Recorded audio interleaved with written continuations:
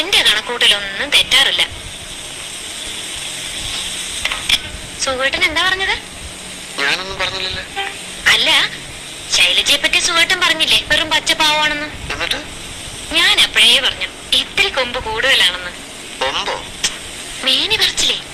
അല്ല, അവളെ കുറ്റം പറഞ്ഞിട്ടും കാര്യമില്ല. മോഹനം കുറെ നാൾ പുറകെ നടന്നല്ലേ, പിന്നെ അതിന്റെ അഹങ്കാരമൊക്കെ കാണാതിരിക്കോ? ഏയ്, ആ കുട്ടിക്ക് അങ്ങനെയൊന്നും ഇല്ലെന്നേ. സുഖേട്ടാ, ഒരു പെണ്ണിനെ മനസ്സിലാക്കാൻ വേറൊരു പെണ്ണിനെ കഴിയും.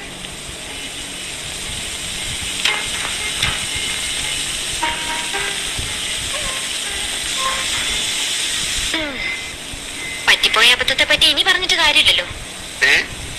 സുഖേട്ടന്റെ ഓഫീസിലെ എഞ്ചിനീയറുടെ ഭാര്യയ്ക്ക് ഇതേ ടൈപ്പ് മാലയുണ്ടെന്ന് പറഞ്ഞപ്പോ ഞാനങ്ങ് വീണുപോയി. ഇതേ വെറും ഓൾഡ് ഫാഷനാ. കല്യാണത്തിന്റെ നോക്കിയപ്പോ എന്റെ കഴുത്തിൽ മാത്രമേ ഈ പഴഞ്ച മാല. ഈ ഫാഷൻ ഇറങ്ങി തുടങ്ങിയിട്ടേ ഉണ്ടാവോ?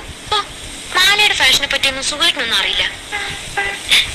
ഇത് ഒരുക്കിട്ടെ ഒരു കരിമണി മാല പണിതാലോ എന്ന് ആലോചിക്ക. കരിമണിയോ? ആ, കറുത്ത മണിയാണ് ഇങ്ങനെ ചെയിനിന്റെ ഇടയ്ക്കിടയ്ക്ക് പിടിപ്പിച്ചിട്ട്. രൂടെ സ്വർണം വേണ്ടി വരും. എന്താണ് ഈ കരിമണി മാല? ഞാൻ കണ്ടിട്ടില്ല. പണിപ്പിച്ച് തന്നാ കാണാലോ. അല്ലെങ്കിൽ ഈ മാല കഴുത്ത് കിടക്കട്ടെ, നമുക്ക് പുതിയ സ്വർണം വാങ്ങി പണിയിക്കാം. അതാ നല്ലത്. ഇനിയിപ്പോ പ്രീതിയുടെ കല്യാണത്തിനാവട്ടെ. അയ്യോ, അതുവരെ കാത്തിരിക്കാൻ ക്ഷമയില്ല. നീ ഭക്ഷണം എടുത്തു നോക്ക്, എനിക്ക് വിശന്നിട്ട് വയ്യ. ഇത് പറ. ആലോചിക്കാന്നേ, നീ ചെല്ല്.